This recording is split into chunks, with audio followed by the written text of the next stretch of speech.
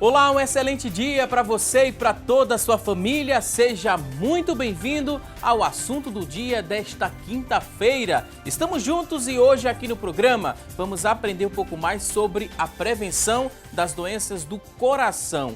Hoje também é dia de receita. Aqui no programa vamos aprender a preparar um suco Fonte da Juventude. Ficou curioso? Então espera aqui porque daqui a pouquinho a gastrônoma Luciana Luna vai ensinar o passo a passo dessa receita. Olha só, fica com a gente porque o assunto do dia só está começando e está imperdível. E existem diversos fatores de risco que favorecem o aparecimento das doenças cardiovasculares, que é o tema desta edição do programa. Os principais estão relacionados com idade, predisposição genética, tabagismo, sedentarismo e alimentação. Para prevenir as doenças do coração, os especialistas recomendam a prática de atividade física, o controle do peso, do diabetes e também dos níveis de colesterol e triglicerídeos. A gente lembra também que os exercícios físicos eles devem ser realizados de forma regular, durante pelo menos 30 minutos. E para nos ajudar com mais dicas e mais informações sobre o assunto, aqui no nosso estúdio vamos conversar com Amanda Siqueira, ela que é nutricionista e vai falar pra gente como a alimentação influencia a saúde do nosso coração, e também vamos conversar com o Dr. Humberto Caldas. Dr. Humberto, ele é cardiologista e vai nos ensinar como cuidar melhor do nosso coração. Daqui a pouquinho a gente faz essa conversa, esse bate-papo especial com os convidados, mas a partir deste momento vamos juntos acompanhar uma reportagem. Nessa reportagem, as informações detalham a hipertensão arterial, já que a pressão alta, como é comumente conhecida, é muito importante, é um fator importante de risco para o desenvolvimento de outras doenças do coração. Então, fique muito atento. Acompanhe. A popular pressão alta é fator de risco para uma série de doenças e elas estão intimamente interligadas, segundo este profissional de educação física.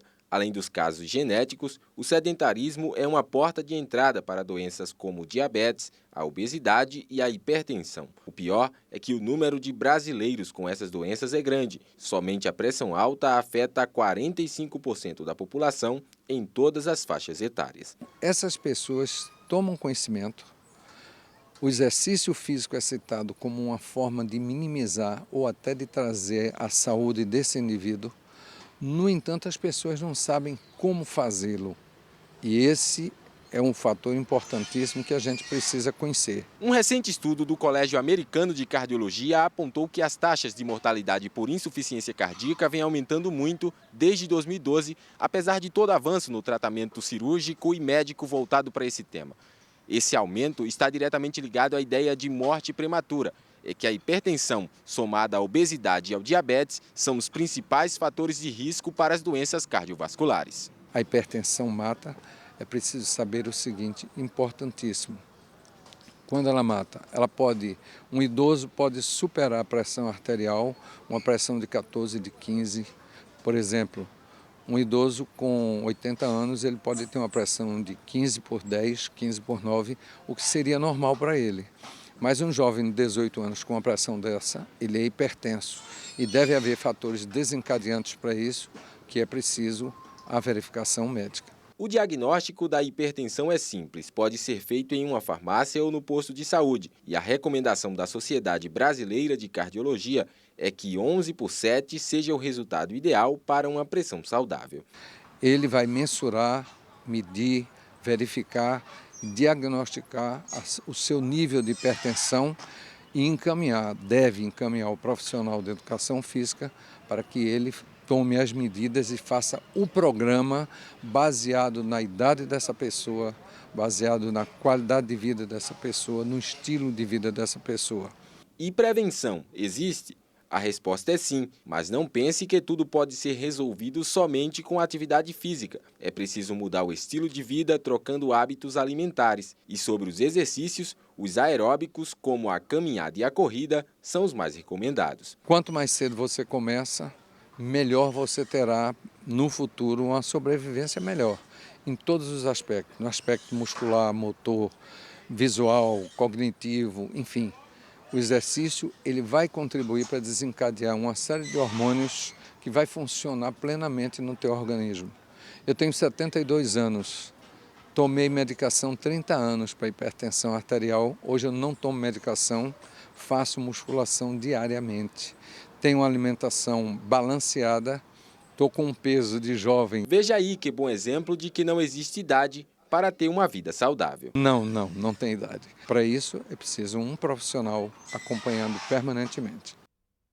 Olha só, que belíssimo exemplo, né? Além de entrevistado, de especialista falando um pouco mais sobre a hipertensão e de que forma controlar a hipertensão arterial, o Jonas Coriolano, né, o professor de Educação Física, ele deu um belíssimo exemplo. Aos 72 anos, não tem, né, a pressão mais elevada, se preocupa com a qualidade de vida, faz atividade física, né, regularmente, também se preocupa com a alimentação e ele encoraja você que está em casa a fazer o mesmo. Trazendo esse exemplo, a gente quer fazer isso. Levar para você essa informação, né? Esse recado de que é possível sim você se preocupar com a sua saúde e quanto mais cedo melhor. E o mais cedo que o Jonas falou na reportagem não é do horário não, é o mais cedo na idade. Quanto mais jovem, né, você fizer atividade física, se preocupar também com sua alimentação e com a qualidade do sono, você vai viver mais e viver melhor. Daqui a pouquinho a gente fala mais sobre o assunto, mas a gente abre agora o espaço do programa para você interagir. Você que participa sempre aqui do programa, sempre que manda pergunta,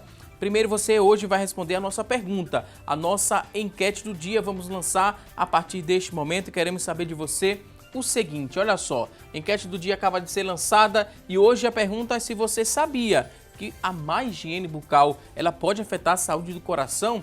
Você sabia disso? Que a má higiene bucal tem relação e pode afetar diretamente a saúde do seu coração? Se sabia, você vai ligar para a gente e responder que sim, no 3424-1547 ou no 3424-1977. Temos essas duas linhas interativas, você vai ligar a partir de agora e participar aqui do nosso programa. O WhatsApp também já está disponível, estou aqui com o tablet em mãos, você vai mandar sua mensagem no 99209-4819. 99209-4819, você acessa, responde nossa pergunta, participa mandando sua dúvida ou seu depoimento também sobre o assunto. Quanto mais perguntas você mandar, mais chances, né, terá de ter essa resposta, porque os convidados estão aqui e tem sempre o maior prazer em tirar a sua dúvida. A nossa fanpage lá no Facebook, você também pode participar. facebook.com/assunto do dia é a nossa fanpage, facebook.com/assunto do dia, você acessa e participa também aqui do nosso programa. E a gente lembra a você que está em casa também que as doenças cardíacas, elas ainda permanecem como as principais causas de morte no Brasil. E um dos fatores que mais contribuem para o problema é a alimentação pouco equilibrada. O que você coloca ali no seu prato pode trazer diversos malefícios ao seu coração. E saber quais ingredientes evitar é o primeiro passo para afastar os riscos de doenças cardiovasculares. E a gente vai aprender muito mais a partir de agora com os convidados. Quero dizer que é um prazer recebê-los aqui no nosso programa. Amanda Siqueira, nutricionista, seja muito bem-vinda aqui ao nosso espaço. Muito obrigada, bom dia. Também queria dar boas-vindas ao doutor Humberto Caldas, ele que é cardiologista. Seja bem-vindo aqui ao nosso programa, doutor. Obrigado pelo convite, bom dia e vamos conversar sobre doenças do coração. Falar sobre prevenção é muito bom, né, doutor? Porque aquela máxima nunca sai de moda. É melhor prevenir do que remediar. Com a saúde do coração, funciona também? Olha, funciona. Quando a gente costuma abordar esse assunto de doenças do coração, a gente sabe que existem os fatores não modificáveis, né? Existem aqueles fatores genéticos. Isso é uma herança que a gente recebe dos nossos antecedentes, dos nossos pais, dos nossos avós. Mas a gente tem sim como mudar alguns hábitos e adquirir alguns hábitos que ajudam a prevenir ou a retardar o aparecimento de algumas doenças cardiovasculares, como hipertensão, diabetes, e ajuda a prevenir complicações mais sérias, como morte súbita. Desses fatores modificáveis entra a alimentação. A alimentação tem uma influência direta no coração e você que está em casa pode mudar esse hábito para não sofrer mais na frente, né, Amanda? Isso, como o doutor falou, a gente tem sim a questão da influência genética, mas hoje em dia a gente luta muito mais com relação aos fatores ambientais, que aí entra a alimentação, que ela tem uma influência muito direta no estilo de vida. Tem a questão também do alcoolismo, a vida sexual, o estilo de vida no geral. Isso tudo interfere para que a pessoa ela consiga adquirir a doença. As doenças crônicas não transmissíveis, que aí entra as doenças do coração. E a gente falou também, doutor, que uma das principais causas de morte, não só no Brasil como no mundo todo, são as doenças cardiovasculares. Por quê? A gente se preocupa menos com o coração, estamos negligenciando esse cuidado, ou também tem outros fatores que estão relacionados a esse dado alarmante, né? Uma das principais causas de morte no mundo está ali a doença do coração. O coração, assim como outros, é um órgão vital, né? Então não é de hoje. A doença do coração é a doença que mais mata no mundo, já acho que desde que a humanidade passou a estabelecer esse número de estatísticas, né? Qualquer acometimento cardíaco vai gerar repercussões geralmente graves, né? Muitas doenças cardíacas, elas se iniciam, o primeiro sinal que ela dá é uma morte súbita, né? O paciente antigamente tinha hábitos de vida saudável, né? Não tinha problemas de saúde, e o primeiro problema de saúde que ela apresenta é uma morte súbita. Que nesse caso não tem nem como prevenir, porque ela não vinha investigando, não tem como tratar, porque a morte súbita chegou, pei buf, morreu. Na verdade, o que a gente está querendo enfatizar é que não espere sentir alguma coisa, ou não espere o seu organismo, o seu coração, mostrar algum sinal de que algo não vai bem. Esses hábitos saudáveis a gente tem que ter desde a infância, né? Isso aí tem que fazer parte da educação de base. Né? Por isso que eu digo, a gente não pode esperar o sinal, porque às vezes o primeiro sinal talvez não tenha mais o que fazer. E por falar, né, em formação de hábito, na infância, né, fica mais fácil o pai e a mãe que está nos acompanhando a formar esse hábito de alimentar, né, esse hábito alimentar saudável, incentivando frutas, o consumo de frutas, verduras, evitando o que também, né, porque a gente vai somando, né, nosso corpo ele vai absorvendo nutrientes bons e vão fazer bem, né, para a nossa saúde, mas também se a gente tem uma dieta rica em que pode ter complicações no futuro. A gente hoje tem uma dieta muito rica em gorduras, principalmente as gorduras trans, que são as industrializadas. A gente tem alimentos muito ricos em açúcares também, aqueles com índice alto de glicemia. E tem também a questão do sódio, né? Que são os 3 principais vilões para colaborar com a doença cardiovascular, que é a gordura, o açúcar e o sódio. E por essa questão de facilidade que as pessoas têm hoje em dia de se alimentar, principalmente aquelas que têm uma vida muito corrida, que se alimentam fora de casa, então essas pessoas são as mais propensas a ter essas doenças cardiovasculares. E levar em consideração também que as pessoas que apresentam essa doença não são aquelas que são consideradas na condição de sobrepeso ou de obesidade. São as pessoas magras também. Então tem essa questão de alimentação que tem que ter todo esse equilíbrio. Por isso que a gente enfatiza tanto a questão dos alimentos ultraprocessados, porque são esses que têm a maior quantidade de açúcares, gorduras e de sódio, principalmente. E formar esse hábito é mais fácil do que reeducar essa pessoa mais na frente, não é verdade? Isso é verdade. E como o doutor falou, tem aquela questão também de que hoje tem se falado mais no assunto. A gente tem uma gama maior de informação, principalmente em questão de saúde. Então é importante sim que tenha a participação familiar do pai, da mãe, a questão dos amigos também. E hoje também a gente tem as escolas que já estão mudando essa questão desses hábitos. É um processo que está se dando de forma lenta, mas que vem de forma gradual. E a gente já consegue ver bastante essa questão da alimentação, principalmente nas escolas, que é quando a gente começa a formar os hábitos alimentares, visto que as crianças elas não passam tanto tempo em casa. Então, a escola ela tem contribuído bastante aí para esse processo.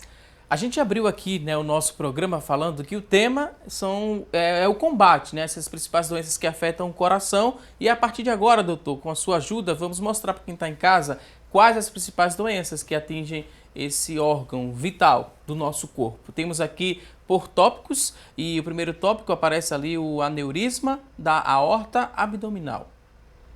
Vamos explicar que doença é essa? É preocupante? É muito preocupante? Ou fica entre o ranking das mais preocupantes, ela fica mais abaixo? Não, é Preocupa bastante também, preocupante, né, doutor? né? Aneurisma é uma doença vascular, né? E quando a gente fala de aneurisma de aorta, a gente está falando de uma alteração vascular da principal artéria do nosso organismo. A aorta, ela leva circulação, sangue, nutrientes para todos os órgãos, né? A artéria que sai do coração e que vai levar nutrientes e manter o nosso organismo vivo. Aneurisma é, na verdade, uma dilatação. É uma dilatação de determinado vaso, de determinada artéria. E essa dilatação, às vezes, pode aumentar o risco do paciente ter acometimentos graves, como dissecção, que é o rompimento, né, o rompimento completo dessa artéria. A dissecção é o rompimento incompleto. E isso, com certeza, quando a gente fala de aorta, pode levar à morte em questão de minutos. Né? E, além disso, pode também aumentar a propensão de formar trombos. Esses trombos, eles podem realmente entupir qualquer vaso do organismo. Entupir um vaso do cérebro, dá um derrame. Né? Entupir um vaso do coração, artéria do coração, dá um infarto. Né? Então, realmente, é sério. É sério. E quem tem esse tipo de problema, aí sim é que tem que estar muito mais preocupado com o controle de doenças como hipertensão e diabetes. Próximo tópico fala sobre outra doença comum que afeta o coração, a arritmia. É grave, não é grave? Tem alguns casos que pode se considerar como algo normal, algum grau de arritmia ou não? Como é que você poderia explicar para a gente? Olha, a arritmia, existem as arritmias benignas, aquelas que não oferecem risco, né, de morte para o paciente. E tem as arritmias perigosas, né, que são as arritmias malignas, principalmente as arritmias de origem ventricular, que se originam no ventrículo do nosso coração. Quando a gente fala de arritmia, é importante enfatizar que não significa necessariamente coração acelerado. A gente tem arritmia com corações com batimentos lentos e com batimentos acelerados. Tá? Então, todo paciente que tem queixa de palpitação, que tem queixa de desmaio, que tem queixa de sensação de desmaio, né? Pacientes que tiveram históricos na família, de parentes de primeiro grau, que tiveram morte súbita ou que tiveram arritmia, é muito importante você fazer exames bem específicos para tentar detectar que tipo de arritmia é essa. Se é uma arritmia benigna, que não vai lhe oferecer risco, ou se é uma arritmia maligna, que pode lhe oferecer risco de morte.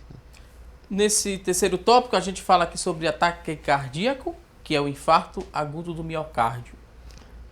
O infarto agudo do miocárdio... Esse é mais temido, né, doutor? Até porque as últimas estatísticas mostram que cerca de 80% das mortes súbitas são provocadas por um infarto agudo do miocárdio. 80%. 8 em cada 10 pacientes que morrem de repente, do nada, sem apresentar nenhum sintoma prévio, apresentaram um infarto agudo do miocárdio. Tá? E às vezes o primeiro sinal do infarto agudo do miocárdio é a morte. Né? É uma das formas do infarto agudo do miocárdio se apresentar. Né? E dessas três doenças, permita-me interrompê-lo, só para a gente incluir também a Amanda no nosso bate-papo, porque dessas três doenças, a obesidade também, né? Se a pessoa está acima do peso, ela pode ter uma predisposição a desenvolver uma dessas doenças mais rápido. Então, por isso que a gente reforça, né? Se preocupar com a alimentação para não chegar no nível da obesidade, porque a obesidade a gente pode considerá-la como vilã desse processo todo, também com as doenças cardíacas, sim ou não, talvez. Falem aí pra gente. Dividam a fala. A condição de sobrepeso e de obesidade, ela é sim um grande vilão para poder desencadear todas essas doenças. Porque a obesidade ela é uma condição clínica. E ela é uma condição clínica que gera uma síndrome metabólica, ou seja, um conjunto de doenças. Então, tanto faz ela apresentar qualquer tipo dessas condições, mas ele tem sim uma predisposição muito maior para poder desenvolver essas doenças. Quer complementar, doutor? Ou a gente segue para mais doenças aqui? É exatamente isso. Obesidade, hipertensão, diabetes. Quem tem esses tipos de problemas de saúde tem um risco aumentado de ter um infarto agudo do miocárdio a qualquer momento. Vamos a outros tópicos aqui. Temos outras doenças que são comuns, né? Doenças cardiovasculares, doenças cardíacas congênitas, cardiopata congênita, né? Que a pessoa já nasce com aquela doença, doutor? Isso. As doenças aí dessa cardiopatia congênita, a gente poderia compreender como o quê? A cardiopatia congênita é uma alteração estrutural ou alguma alteração fisiológica no coração adquirida não a pessoa adquirida através da genética, né? É uma má formação congênita, um mau funcionamento do coração e é a principal causa de morte súbita em pessoas com menos de 35 anos. Tá? O infarto agudo do miocárdio é disparado com pessoas acima dos 40, 45 anos, mas abaixo dos 35 anos a principal causa são cardiopatias congênitas. E no caso, por ser congênita, não tem como prevenir, a pessoa já nasce com essa doença, seria mais ou menos assim? A morte súbita talvez tenha como prevenir, sim, tá? Mas é importante a pessoa saber que tem esse tipo de condição, que não tem como escapar disso e precisa ter alguns cuidados e alguns tipos de restrições e algumas orientações. Quando a gente fala nas doenças, né, a doença vascular periférica também é uma doença cardiovascular comum e a gente explica para quem está em casa, né, porque algumas pessoas podem estar falando neste momento que não sabia que uma doença vascular periférica ela estava nessa definição de doenças cardiovasculares, porque a gente fala doença do coração e acredita só o que afeta diretamente o coração. Quando a gente classifica cardiovascular, engloba mais coisas, né, doutor? Claro. Né? Se o paciente, por exemplo, tem algum problema de circulação periférica, é um sinal de que o paciente também pode ter um problema de circulação no coração. Também pode ser um sinal de que o paciente tem um problema de circulação no cérebro. Né? Então, o nosso sistema vascular também é um órgão. Né? E coração e sistema vascular estão completamente interligados. Uma coisa está totalmente interligada à outra. Aí, seguindo aqui, tem a insuficiência cardíaca, que o senhor vai explicar um pouquinho para a gente também. Daqui a pouco a gente escuta mais a banda aqui no programa também, mas agora sobre a insuficiência cardíaca, o que é que a gente poderia saber? Insuficiência cardíaca, como o próprio nome já diz, é quando o coração não funciona bem. Né? É um mau funcionamento do coração por algum motivo, que aí sim precisa de uma investigação. Tem tratamento, geralmente o tratamento é controle, não tem cura, mas tem como a gente oferecer uma boa qualidade de vida para o paciente com um tratamento adequado e um acompanhamento regular. Por falar em qualidade de vida, Amanda, nessa alimentação, a gente precisa, né, seguir assim uma regra, ter tantas refeições por dia, de tantas e tantas horas, para se ter uma alimentação e uma vida com maior qualidade. Vocês levam também em consideração isso? Quantidade de refeição, quantidade que é colocada ali no prato, né? E o intervalo entre uma refeição e outra, isso também é levado em consideração? Ou isso é apenas um detalhe?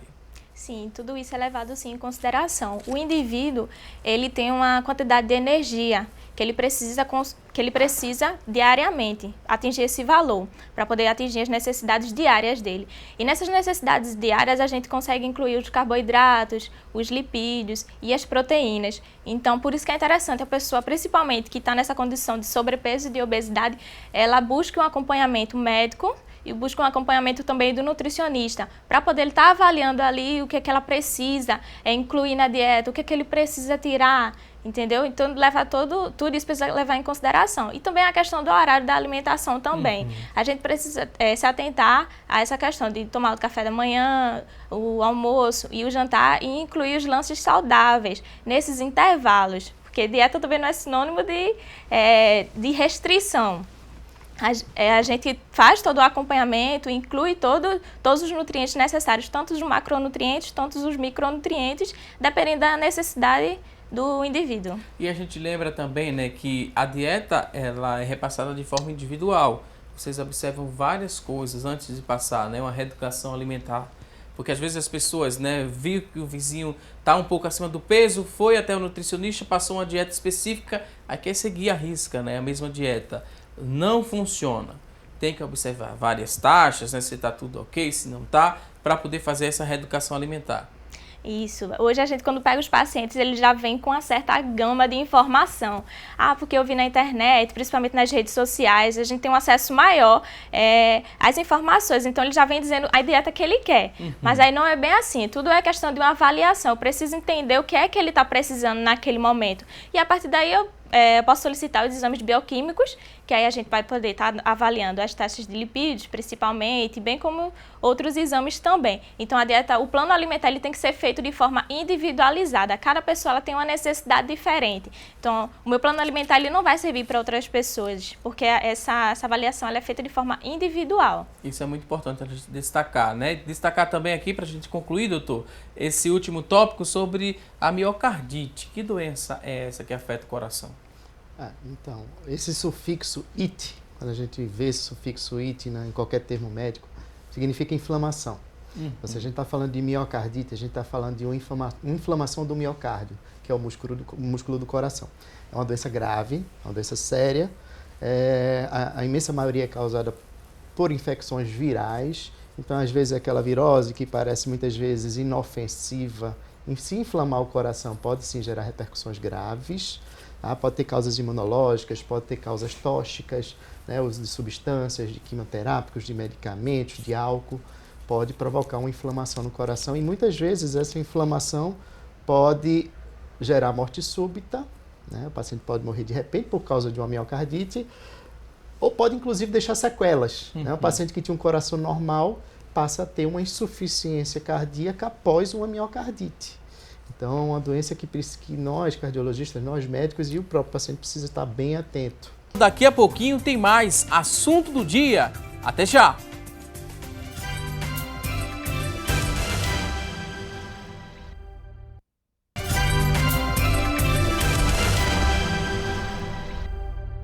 Hoje aqui no nosso programa estamos falando sobre a prevenção das doenças do coração.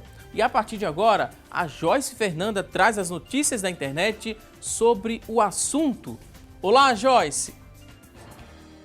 Olá, Valdson! Uma ótima quinta-feira para você, um excelente dia para todo mundo que está em casa. E a notícia de hoje traz o destaque do site Isto É, o coração humano em 3D.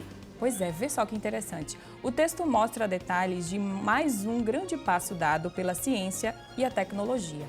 O órgão mede 3 centímetros de altura e foi anunciado por uma revista científica americana e pode, num futuro de 10 anos, um intervalo que para a ciência é como um piscar de olhos, facilitar e muito o procedimento de transplantes de órgãos. O coração foi desenvolvido por pesquisadores israelenses a partir de células compostas por gordura humana e por meio da tecnologia de uma impressora 3D. Depois de diversas etapas, entre elas a reprogramação genética das células desse tecido para que elas se tornassem células-mães capazes de originar qualquer órgão, finalmente nasceu o coração numa impressora 3D.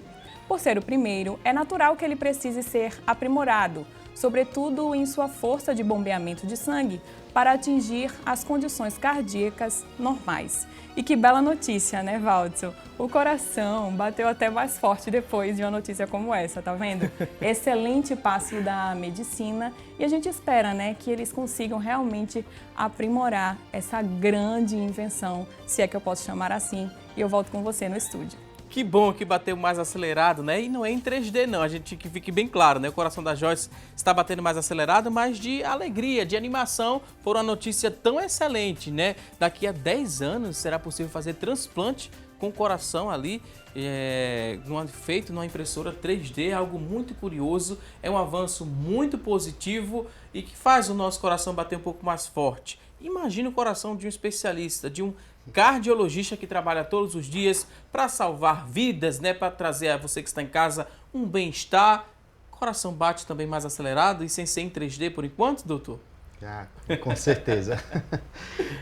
Infelizmente, a gente que lida no dia a dia, né, com os pacientes cardiopatas, com doenças do coração, infelizmente, boa parte dessas doenças do coração são irreversíveis. Né? A gente não tem como curar, a gente não tem como voltar a fazer o coração funcionar normal. E uma notícia como essa realmente anima bastante, até porque hoje em dia, infelizmente, a gente com certa frequência tem que indicar transplante de coração. Né? Não é uma indicação boa para a gente, até porque a gente sabe que o paciente vai entrar numa fila, né, vai receber um outro órgão e recebendo um outro órgão ele ganha também uma outra doença porque tem que tomar remédio para baixar a imunidade. enfim, a gente tem fila, né? A gente depende de doadores. Realmente uma coisa que deixa a gente bastante angustiado no dia a dia. E quem sabe, né, daqui a 10 anos a gente não vem aqui mais uma vez falar para você que está em casa do primeiro transplante feito, né, em uma impressora 3D. A gente fica nessa expectativa também, como a gente fica na expectativa de chegar daqui a 10 dias e falar cada vez menos, né, de incidência de problemas cardíacos relacionados à alimentação. A gente espera, né, que com esse aumento da expectativa de vida as pessoas também acompanhem, né, esse avanço com o avanço na melhora da nutrição. Porque há um tempo atrás eu lembro muito que a preocupação dos especialistas era relacionada, essa preocupação relacionada à desnutrição.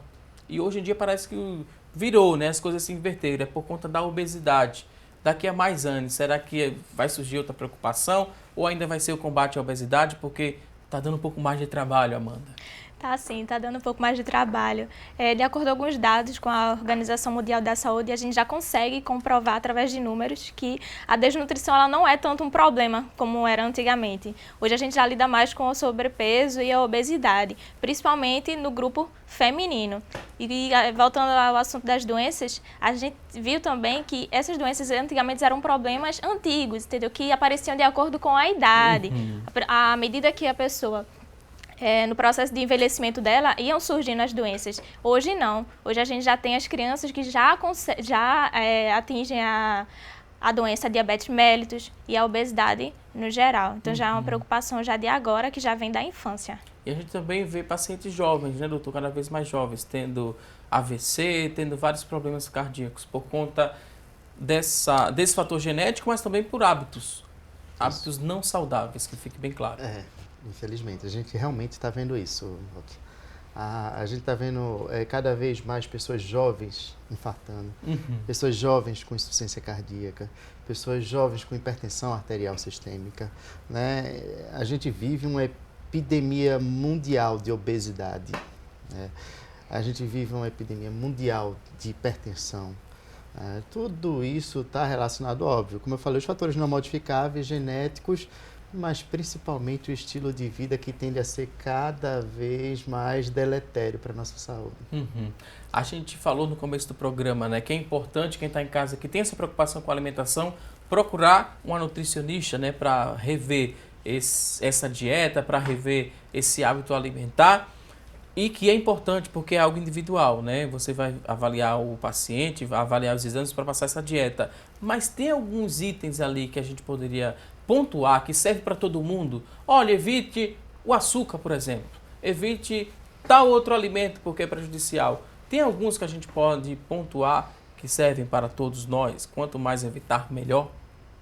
Tem sim. Tem aqueles alimentos que eles possuem uma quantidade maior de gorduras, principalmente as gorduras trans, que são os vilões da alimentação, que aí a gente pode citar as preparações prontas, que são aquelas preparações congeladas, que tem a questão dos aditivos também, que são as substâncias utilizadas justamente para conservar esse alimento e também para dar sabor, a questão do cheiro também. Então esses são os principais alimentos, assim, os pratos congelados, que são os pratos prontos. Aí vem também os nuggets, os hambúrgueres, a questão também das linhas fast foods também, que também estão em altas. Então, é uma opção rápida e, ao ver das pessoas, é uma opção muito prática, mas que também tem muitas consequências. Não só a questão da alimentação, que a gente busca pontuar também, a questão do estresse. Hoje a gente tem os jovens com a vida muito mais ativa, então eles têm mais atividades, então eles são mais estressados, eles são mais propensos a questão do tabagismo, a questão da bebida alcoólica também.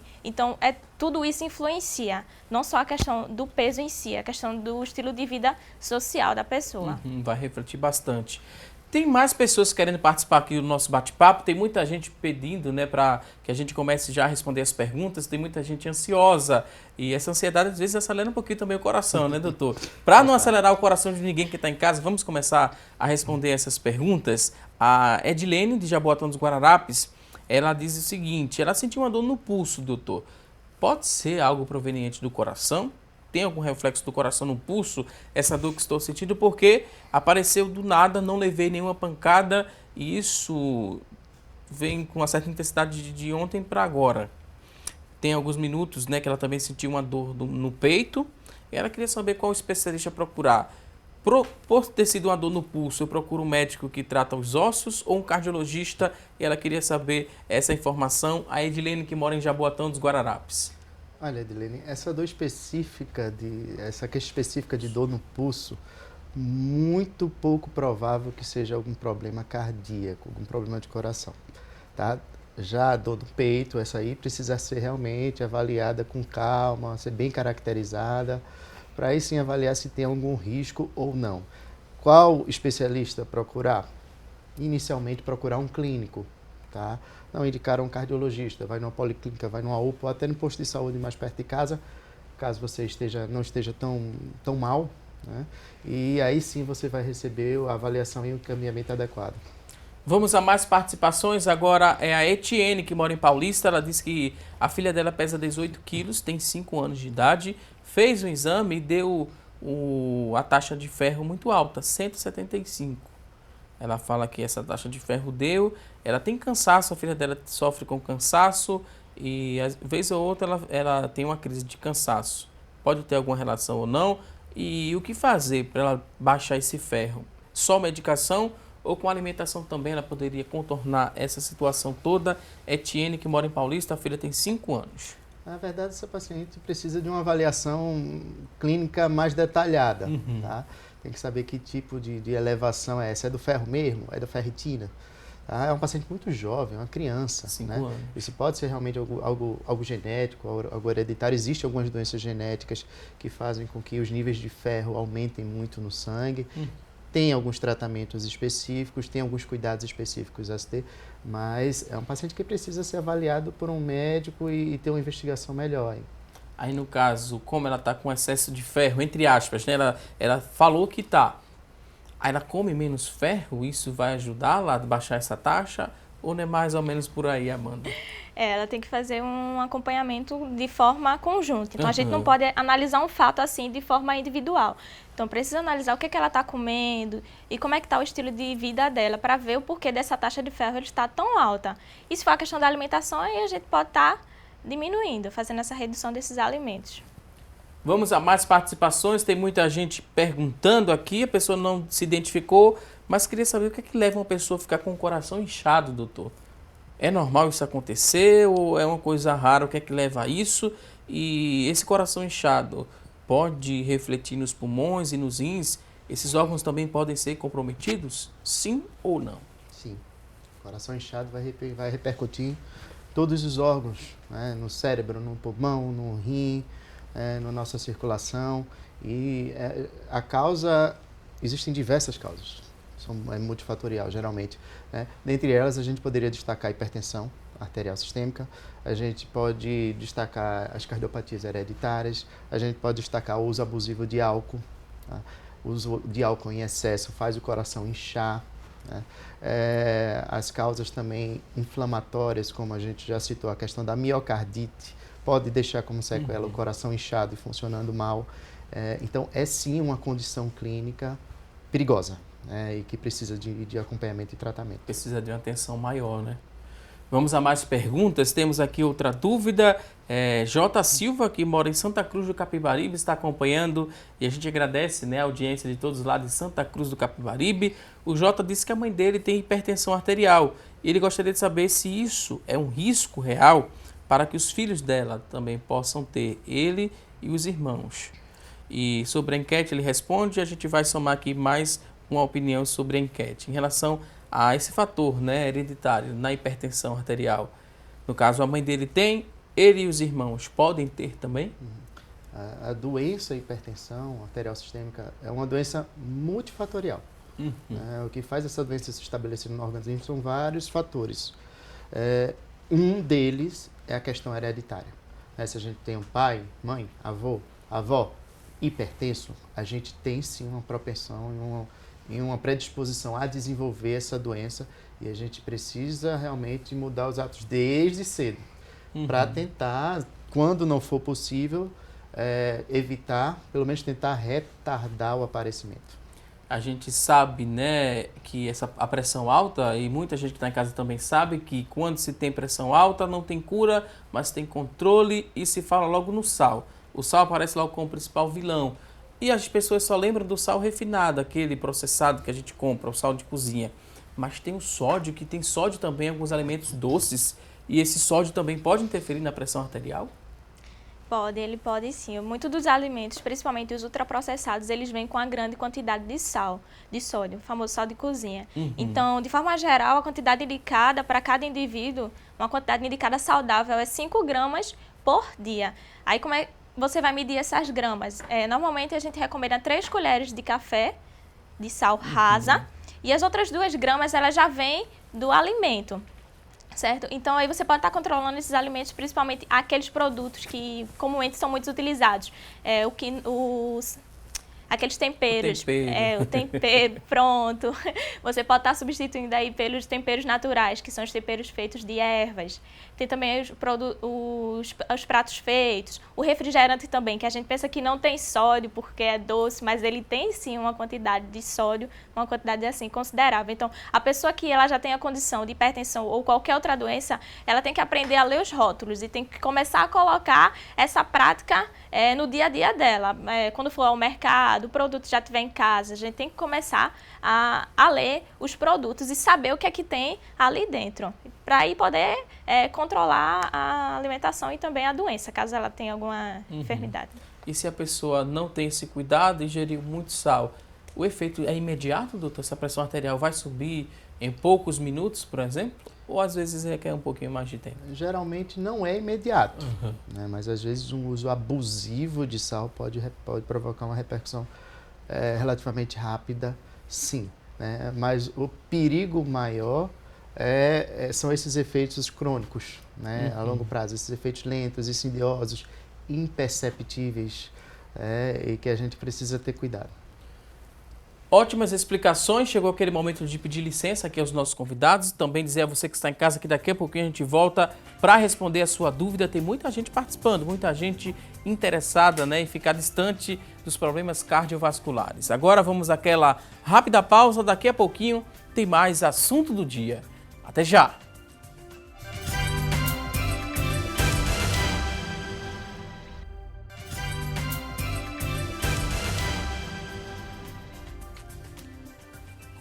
Já estamos de volta com mais assunto do dia. Hoje estamos aprendendo um pouco mais sobre a prevenção das doenças que afetam o sistema cardiovascular.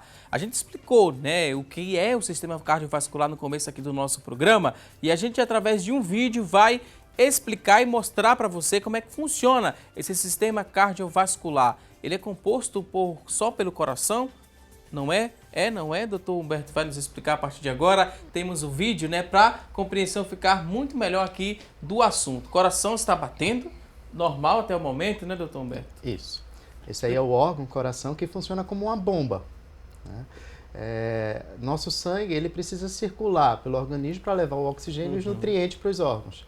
E para ele circular, ele precisa de uma bomba, né, e das ruas, avenidas, que são os vasos, se a gente possa fazer essa analogia. Em vermelho, em destaque, a gente poderia compreender pelas veias e artérias? Seria mais ou menos isso, doutor? Em vermelho, a gente costuma associar essa cor ao sistema arterial. Né? É aquele sistema que geralmente sai do coração. Então, sai do coração, leva o sangue para os órgãos e tecidos e volta pelas veias, que o destino final vai ser o coração. As veias estão em azul, destacadas em azul. Aí é o sangue voltando e o destino final vai ser o coração. Mais ou menos o coração.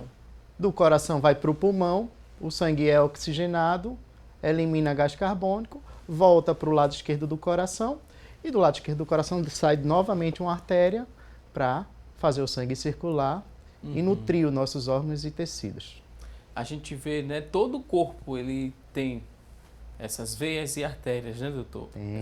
Vascularização. Essa vascularização. Né? Todos os nossos órgãos e tecidos precisam receber esse aporte sanguíneo, né? Essa vascularização. Algumas áreas mais vascularizadas, algumas áreas menos vascularizadas. Os capilares sanguíneos também, né? Capilares sanguíneos são aquelas pequenas artériazinhas, né? Que geralmente só passam uma hemácia, um glóbulo vermelho, e que está geralmente dentro dos tecidos. Olha só, para quem trabalha nessa área de cardiologia, né? Que belíssima imagem, hein, doutor? Belíssima imagem, belíssima o ilustração. O funcionamento do corpo, do coração em destaque, né? Você está acompanhando. A gente viu as veias e artérias. E muita gente, né, quando tem essa preocupação de evitar alimentos gordurosos, para não entupir as veias e artérias, né? Aí eu queria saber da Amanda, a gente se alimenta e comeu aquela carne um pouco mais gordurosa, automaticamente aquela gordura da carne vai preencher essa veia ou essa artéria, mais ou menos assim, a compreensão? Não, ela Não, não automaticamente não, ela né? não faz esse preenchimento, não. É um processo de estilo de vida mesmo. À medida que a pessoa ela se alimenta muito de alimentos gordurosos, ela tem essa propensão a ter um entupimento de uma veia, de alguma artéria, mas não é um efeito de imediato. Uhum. Voltando aqui, né, a animação, olha só, que a gente tá vendo o átrio direito, tem também a veia cava superior, tô dando uma afilada aqui, deixa eu voltar para esse lado de cá, né? Tem o ventrículo direito, que é essa parte em azul, como foi bem destacado.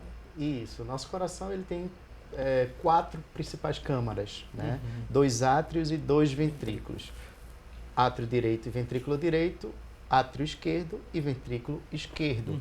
A parte direita do coração recebe o sangue que vem do organismo e a parte esquerda recebe o sangue que vem do pulmão e manda para o restante do corpo, né? Então aí a gente vê bem, né, a veia cava que traz o sangue para o átrio direito, do átrio direito passa para o ventrículo direito, do ventrículo direito sai a artéria pulmonar, que vai levar o sangue para o pulmão, volta pela veia pulmonar para o átrio esquerdo, do átrio esquerdo passa para o ventrículo esquerdo e do ventrículo esquerdo sai a artéria aorta, que vai levar o sangue para o corpo.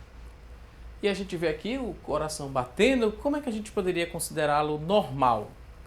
Tem uma normalidade assim, tantos batimentos, a partir de tantos batimentos a gente considera um batimento normal. Fora do normal, quando passou de tal número. Tem como dimensionar isso, doutor? Tem sim, né? Batimentos cardíacos normais, o coração normal ele bate entre 60 e 100 batimentos por minuto, podendo ter uma pequena variação abaixo de 60, que também não significa nenhuma doença, tá? Mas funcionamento normal do coração não é só questão de frequência e de quantidade de batimentos, é também a eficácia desses batimentos. Ótima explicação, a gente aprendeu um pouco mais sobre anatomia, né, sobre o bom funcionamento do nosso coração e tem mais pessoas querendo aprender mais sobre o assunto. Muitas perguntas aqui no nosso WhatsApp, tem gente já cobrando resposta. Vamos começar mais uma vez aqui nesse bloco a repassar essas perguntas. Você está em casa, tem alguma dúvida? 99209-4819, que é o nosso WhatsApp. A Mariane, que mora em Caruaru, está acompanhando aqui o programa, parabeniza os convidados pelas explicações. A gente agradece aqui a Mariane, passa o elogio aos convidados. E a Mariane pergunta o seguinte: dor no peito e também falta de ar, é um problema no coração ou é o colesterol que está um pouco elevado? Como é que a gente poderia responder aqui a Mariane, que mora em Caruaru? Mariana, cuidado para não confundir um pouco as coisas. Dor no peito e falta de ar, dificuldade para respirar, pode sim ser problema do coração, mas nem toda dor no peito e dificuldade para respirar é um problema no coração, tá? Mas precisa, se você tem esse tipo de queixa, tem dor no peito, tem dificuldade para respirar, precisa sim ser avaliado por um médico, pode ser um problema de coração. O problema de colesterol é um problema à parte, é uma doença à parte, mas que pode sim levar a problemas no coração. Outra participação, Jaziel Barbosa, que mora no Cabo, ele disse que é hipertenso e gostaria de saber se pode fazer uma atividade física mais intensa, como correr, por exemplo. Pode, não pode? Acredito que se ele está se preocupando em fazer uma atividade mais intensa, ele se preocupa já com a alimentação. É hipertenso e tem uma dieta específica para a pessoa que é hipertensa. Não é, Amanda? Tem aquela recomendação evitar sódio, processados, industrializados e também comer mais frutas, mais verduras, seria mais ou menos assim. Isso. Em relação à alimentação. Tem a questão do sódio, né, que é o principal vilão, então tem que ter muito assim essa questão da restrição. E como ele falou, a questão da atividade física, assim, o recomendado diariamente é um tempo de 30 minutos por dia, certo? É o recomendado, mas aí, dependendo do horário que ele fizer a atividade física e qual for o tipo de atividade física, ele tem que ver essa questão da alimentação, para a questão de poder não passar mal, E por a exemplo. hidratação também. A né? hidratação também, que é muito importante. Isso é uma questão muito importante, porque é aquele negócio, né? Todo mundo tem que praticar atividade física, tudo bem, tem. mas não é simplesmente chegar ali no Parque da Jaqueira e sair correndo aleatoriamente, né? Atividade física, o paciente precisa passar por uma avaliação médica, precisa ter orientação de algum especialista. Atividade física e nutrição e dieta está muito relacionado. Uma atividade física, por exemplo, pode ser maléfica se você faz uma atividade física em jejum. Uma atividade física pode ser maléfica se você fizer essa atividade física e não se hidratar adequadamente. Então não é simplesmente correr, fazer uma atividade física intensa, bater uma pelada. Precisa ter esse conjunto harmônico, né, de situações, dieta, avaliação de especialistas e uma atividade física adequada para a sua condição clínica e física. Muita gente fala que 70% é alimentação, 30% é atividade física, às vezes até dizem que é 80% alimentação para ter um bom resultado. Essa questão a gente não pode generalizar, porque aí tem que tratar cada caso de forma individual, principalmente se a pessoa ela apresentar algum tipo de patologia. Porque aí vai ter que ver qual tipo de atividade ela pode fazer, a duração e o que ela pode ou não comer antes dessa atividade e após essa atividade também. Vamos a mais participações? André está perguntando, ele mora em Camaragibe, ele gostaria de saber se o uso de anticonvulsivos e ansiolíticos, esse uso pode gerar doenças cardiovasculares? O uso dessas medicações? Olha, André, pode sim, tá? Esses medicamentos estão sim associados a alterações, podem estar relacionados a alterações cardíacas, principalmente arritmias, alteração no funcionamento harmônico e elétrico do coração, pode dar alterações no eletrocardiograma, por exemplo, se você fizer, tá?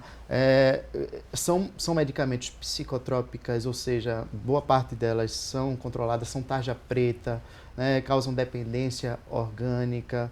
Então, quem faz uso desses medicamentos precisa sim ter um acompanhamento, tá? E passar periodicamente por uma avaliação médica, talvez de especialista, caso já apresente alguma alteração. A Rubenita também está participando aqui, por falar em alteração, ela disse que se ela faz algum esforço ou se ela faz uma caminhada, a pressão dela sobe, a pressão arterial. E ela disse que sempre, né, ela caminhou e nunca teve isso, agora está com medo, porque ela descreve aqui um quadro de hipertensão, de diabetes controlada, diabetes está controlada, mas ultimamente o coração começa a acelerar bastante, aí a pressão arterial aumenta, ela toma uma medicação que a gente não pode falar o nome, aí tem uma melhora, fez um eletrocardiograma, deu coração normal. O cardiologista disse que ela não tem arritmia. Ela está preocupada com isso, porque era para ela estar fazendo atividade física e está tendo um controle, né, das taxas e da pressão arterial. Ela disse que está fazendo efeito inverso, a pressão está subindo. Benita, a pressão subir, a frequência cardíaca subir quando você faz algum tipo de atividade física é normal, isso é uma condição clínica fisiológica. O normal é a nossa pressão subir quando a gente faz algum tipo de atividade física. O que não é normal é essa pressão continuar alta depois que você interrompe a atividade física, quando você está em repouso. Tá? Isso que não é o normal e isso que é a principal característica da doença hipertensão. Então, qualquer atleta, por mais saudável que seja, a pressão vai sim subir durante a atividade física. Mas, normalmente, se o organismo dele funciona bem, está bem equilibrado, após a interrupção, quando ele repousa, a pressão volta aos níveis normais. A mesma coisa acontece com a frequência cardíaca. A frequência cardíaca ela tem que aumentar com a atividade física. E após a interrupção da atividade física, ela vai voltando aos níveis normais. Ótima explicação. Vamos a outra pergunta antes do intervalo. Tiago Policarpo, ele diz que costuma, né, disseminar a seguinte ideia: cuidar da saúde hoje para não cuidar de uma doença amanhã. Concordo também, tem que cuidar hoje para não cuidar de uma doença amanhã. O segredo, sim, é a prevenção. Ele diz que costuma praticar atividades físicas, doutor, mas quando não é frequente essa atividade física. Em alguns momentos, quando ele está correndo, falta um pouco de ar, ou seja, tem que fazer uma pausa para melhorar o fôlego para depois voltar àquela atividade. Isso é normal? Olha, depende. Também é normal a gente cansar quando a gente faz alguma atividade física. Mas talvez ele esteja fazendo uma atividade física que ainda não é adequada para a condição física e clínica dele. Né? Então, ele precisa ser avaliado em detalhes por um por vários especialistas, não só por médico, por nutricionista, por profissional de atividade de educação física, para ver se ele está fazendo uma atividade física adequada. O médico vai ver se ele tem algum problema clínico, alguma doença, ou se é só questão de se adaptar à atual condição e ir fazendo atividade física de acordo com a aceitação do corpo dele. Cada pessoa tem um metabolismo, né? Cada pessoa vai responder de uma forma diferente a uma dieta, a uma reeducação alimentar. Muita gente chega ansiosa esperando um resultado ou se queixando no consultório. Tá demorando muito, né? Eu quero esse resultado mais rápido, porque às vezes na revista tem aquela dica de perder peso 10 quilos em 2 semanas, né? E a pessoa também gera essa ansiedade, mas não é assim que funciona. Tem que ser, se vai perder peso, tem que ser de forma saudável e bem acompanhada e respeitar os limites do corpo, para a alimentação também, né, Amanda? É isso mesmo. Existe agora muito aquela questão da comparação. Se tal pessoa conseguiu perder peso 3 quilos em uma semana, por que é que eu não consigo? Entendeu? Então tem essa questão da individualidade. É a questão também metabólica. Tem gente que realmente tem um metabolismo mais rápido e isso contribui para que ela tenha uma perda de peso mais rápida. As outras têm um metabolismo um pouco mais lento, então demora um pouco mais para esse processo acontecer. Uma última pergunta antes do intervalo. A dúvida é do Cláudio. Ele quer saber em relação ao cloreto de magnésio.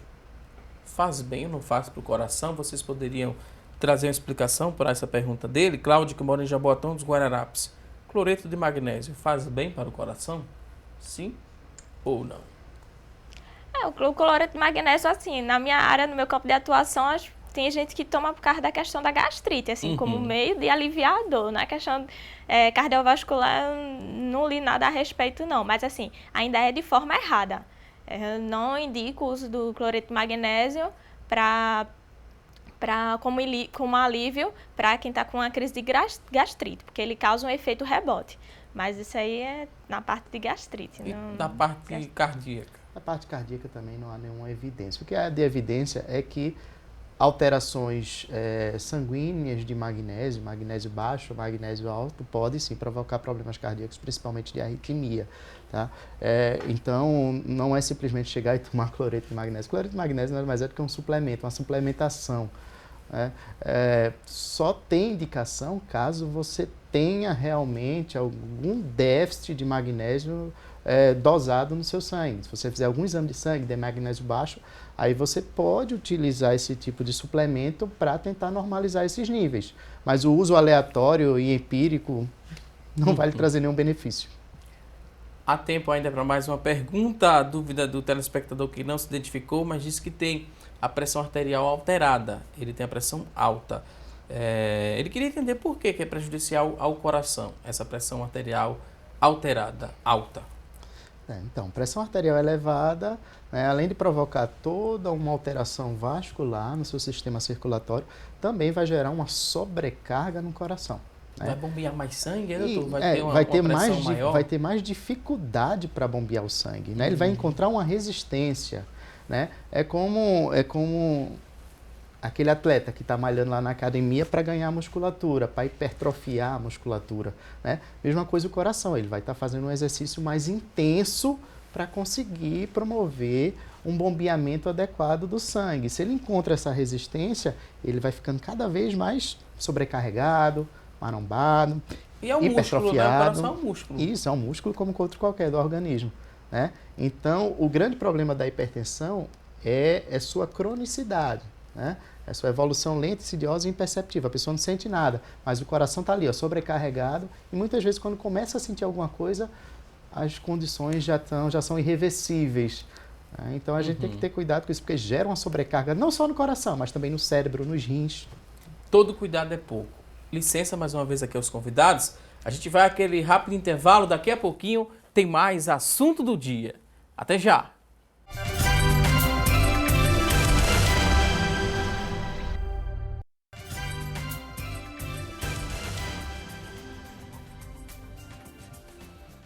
Voltamos com mais assunto do dia aqui na tela da Rede Brasil de Comunicação e chegou o momento da nossa receita do dia. Isso mesmo, a partir de agora vamos aprender a preparar um suco fonte da juventude. É super saudável e quem vai nos ensinar é a gastrônoma Luciana Luna e você vai beber esse suco sem culpa. Bom apetite!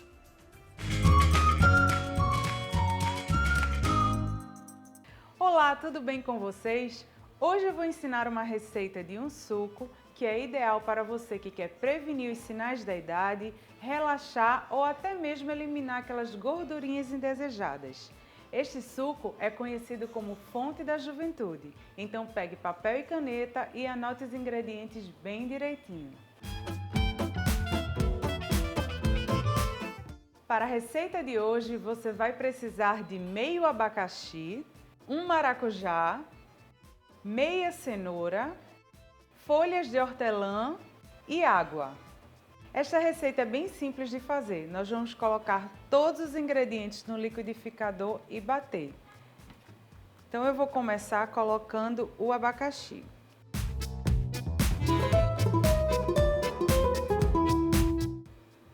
Aqui eu tenho a polpa do maracujá. A cenoura já cortadinha.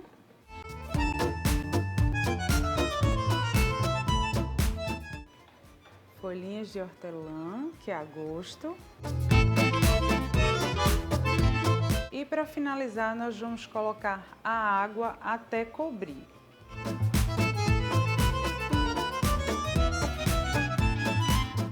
Aqui tem mais ou menos 600 ml.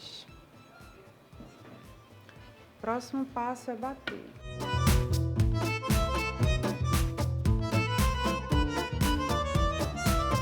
E para finalizar, a gente vai coar. Esta é uma ótima dica para você começar o seu dia bem saudável.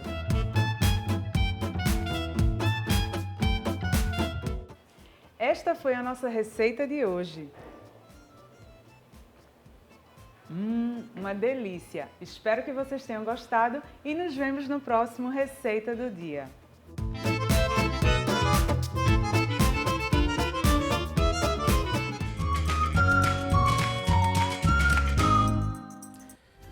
Gostamos e gostamos bastante. Para ficar só melhor, né? Para ficar perfeito, só bastaria você vir a gente aqui, Luciana Luna, mandar para a gente esse suco, né? Fonte da juventude. Muita gente aqui no estúdio querendo ficar mais jovem. O Anastácio Bellarmino, que está me mostrando agora, nosso cinegrafista, ficou bem animado com esse suco. Eu acho que quando ele chegar em casa, ele vai fazer para toda a família ficar mais jovem.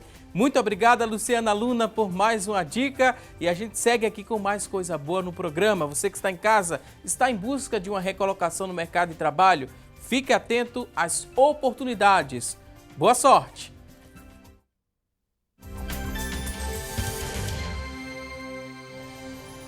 Vamos logo ao que interessa, as oportunidades de emprego. Vamos conferir aqui uma vaga para administrador de recursos humanos. Uma oportunidade.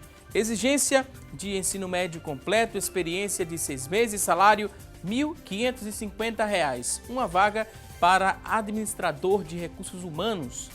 Tem mais vagas de emprego, então fique atento. A próxima oportunidade são 3 vagas. Para operador de empilhadeira, 3 oportunidades. Ensino médio completo é a exigência, 6 meses de experiência, o salário é de R$ 1.500. Vamos a mais oportunidades? Na sequência, você confere no seu vídeo 4 vagas para encarregado de padaria.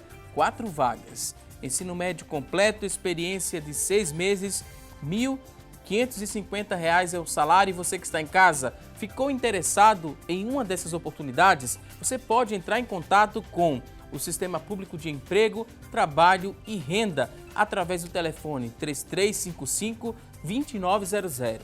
3355-2900 e a gente lembra que o Sistema Público de Emprego, ele fica na Avenida Rio Branco, no número 155. Avenida Rio Branco, número 155. Mais uma vez, a você que está em casa em busca dessa recolocação no mercado de trabalho, boa sorte!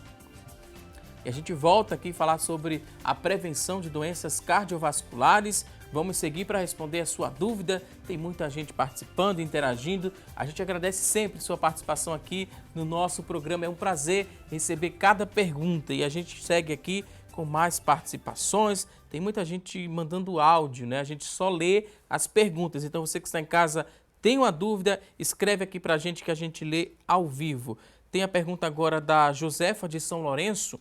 ela gostaria de saber do doutor o seguinte, sobre essa enquete que ela disse que ficou muito curiosa, a relação da má higiene bucal que provoca, né, problema cardíaco. Ela disse que queria que o doutor explicasse um pouco sobre isso e a gente explicando, a gente já responde a enquete explicando essa relação da má higienização bucal com problema cardíaco, doutor. Tira a dúvida aqui da Josefa de muita gente.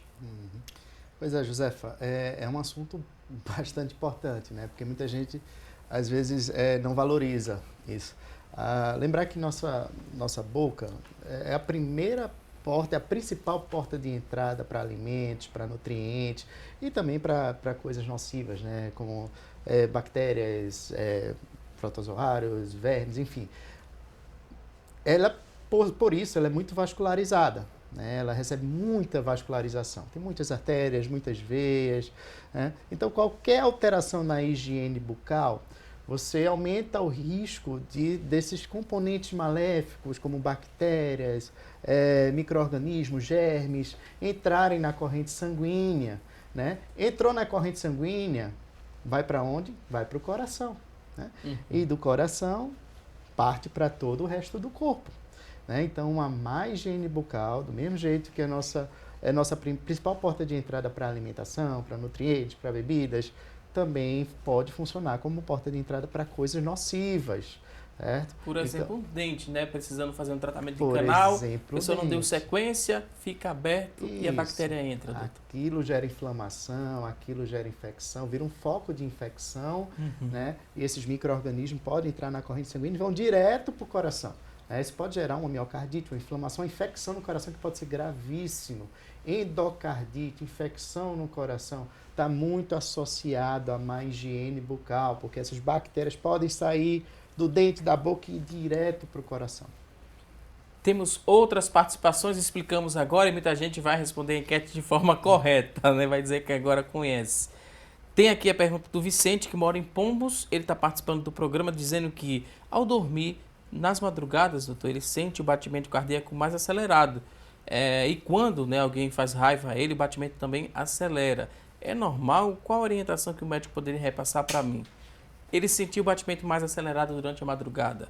É normal? Não é? Que pode ser? E quando alguém faz raiva, quando ele é contrariado, o batimento também acelera. Olha, pode ser uma situação normal, mas também pode ser algum problema que precise de tratamento e de uma investigação. A questão do batimento acelerar quando a gente está sobre alguma raiva, alguma forte emoção, isso é normal, né? Isso faz parte da condição fisiológica do nosso organismo. Isso a gente não tem muito o que se preocupar, né? Durante o sono, a taquicardia, a frequência cardíaca elevada aparecer do nada, assim, sem nenhum fator possivelmente precipitante, talvez mereça uma investigação, mas na imensa maioria das vezes não vai ser nenhuma causa grave. Temos aqui outra participação, a pessoa não se identificou, mas parabeniza aqui as pessoas que estão explicando, os convidados que estão explicando o tema, explicam bem direitinho aqui a participação do telespectador. Infelizmente não se identificou para a gente falar o nome ao vivo, mas fala que faz de tudo para promover uma alimentação saudável, mas as crianças às vezes elas recusam alguns alimentos. Aí como é que eu faço para convencê-las? Tem assim, e aqui eu já complemento também a pergunta, tem um limite assim, de oferecer aquele mesmo alimento 10, 15 ou 20 vezes para que a criança aceite ou não, que goste ou não? Tem assim um número de tentativas, Amanda? Com criança é realmente o público mais difícil de lidar, mas é o que a gente tem que ter uma maior atenção, porque é a partir da infância que ela vai ter os hábitos alimentares delas mais na frente. Aí tem sim a questão da disciplina também, você tem que entender os gostos daquela criança e tentar adaptar o que é saudável ao que ela quer. Um exemplo, uma fruta, ela não consegue consumir a fruta em si, aí você opta por um suco, entendeu? Lanches saudáveis em si, você acrescenta alguns ingredientes, exemplo, ela não gosta de banana, aí você acrescenta algum ingrediente, um exemplo, granola, entendeu? Tentando adaptar ao que ela quer, mas assim, de forma saudável. Ok, vamos seguir aqui, tem muitas participações, tem aqui o recado do amigo Tony Sena, né, que está acompanhando o programa lá do Vasco da Gama. A gente agradece o carinho e a audiência do Tony Sena, lá do Vasco da Gama, está gostando bastante aqui do assunto abordado. Aí tem aqui várias participações, Vamos tentar selecionar aqui alguma pergunta. A Mauricé de Jaboatão dos Guararapes. Ela quer saber se o alho faz bem ou mal para o coração. Ela disse que cresceu escutando que o alho ele faz bem para o coração. Faz mesmo, Amanda? O alho em si, ele é um alimento muito bom, que pode ser incluído assim nas preparações caseiras de forma geral. Não só para o coração, mas para os outros órgãos. Em si, ele tem sim uma ação benéfica. Vamos seguir com mais perguntas? Não dá nem tempo de comentar, porque já chegou a da Nair Neves, de Campo Grande. Nair quer saber o seguinte, ela diz que sofre de pressão alta, também é diabética e tem a ferritina alta. Ela queria saber qual a melhor forma de alimentação, nesse caso que ela descreveu. Tem diabetes, pressão alta e ferritina alta também. Aí ela vai começar a incluir a questão dos vegetais e das frutas no geral. Preferir também para aqueles folhosos de cor verde. Esses alimentos eles ajudam muito. Vamos a mais perguntas. Patrícia de Jaboatão também. Muita gente de Jaboatão ligadinha aqui no programa, a gente agradece. Patrícia quer saber o seguinte, sentiu uma dor no peito. Ela disse que sentiu essa dor, ficou com falta de ar, foi até o hospital e passou mal e depois disso ela desmaiou. Os braços ficaram meio que entronchando, doutor. Será que isso é normal? Fiquei muito preocupada. Patrícia de Jaboatão dos Guararapes. Olha, normal não é. Não é. Né? Mas pode ser desde problemas sérios, graves, relacionados ao coração, como também pode ser problemas não tão sérios, que não oferecem tanto risco, como problemas emocionais, ansiedade, pânico. Né? Só que esses problemas menos graves, eles nunca podem ser a primeira hipótese, né? Tanto do paciente quanto do médico que está avaliando esse paciente. Primeira hipótese, a gente tem que sempre pensar nas causas mais graves, que ofereçam mais riscos. Nosso primeiro objetivo é tentar afastar as causas mais graves. Né? Então fez certo, procura o médico, faz aquela primeira avaliação, pronto, não é nada de grave, vou continuar a investigação no posto, no consultório, para ir fazer o check-up e ver se está tudo bem mesmo. Tá? Então a primeira coisa é afastar as coisas mais graves. Vamos à segunda coisa agora, a próxima pergunta, doutor. Helena Tereza de Jaboatão também mandou uma participação por telefone. Ela quer saber o seguinte, problema cardiovascular pode ser hereditário? Posso saber se tem algum problema cardiovascular através de um exame de sangue? Pois é, esse é um dos grandes dilemas da medicina, né? Infelizmente o nosso código genético, né, a nossa herança genética hereditária, a gente ainda não tem essa capacidade de fazer um mapeamento detalhado e adequado para saber quais são os problemas que a gente tende a ter no futuro, né, ao longo da nossa vida.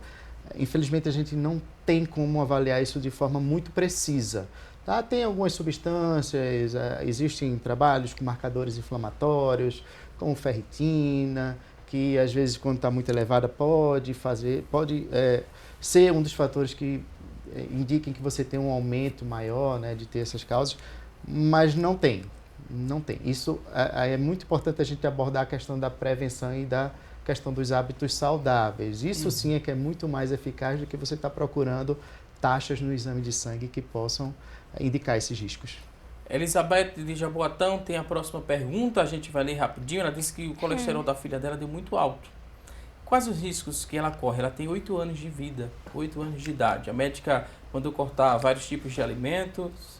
Caso não baixe essa taxa, a filha dela irá tomar medicação? É a dúvida da Elizabeth.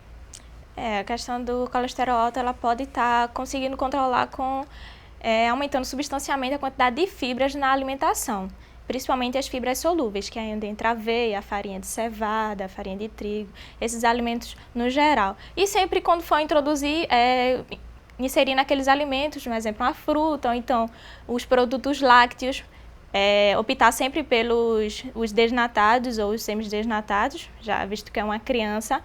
Mas a questão de medicação, aí tem que realmente ver um acompanhamento para ver se realmente é necessário. É importante enfatizar que em quase 100% dos pacientes que têm colesterol alto, o primeiro tratamento não vai ser remédio. Tá? Principalmente quando a gente está falando de uma criança. Remédio vai ficar lá para a terceira, quarta opção, para casos em que realmente as medidas de orientação, nutrição, de hábitos de vida não funcionaram, que a gente chama de casos refratários. Tá? Então, é importante a população ter sempre isso em mente. Tratamento de colesterol alto, a primeira opção quase nunca vai ser remédio.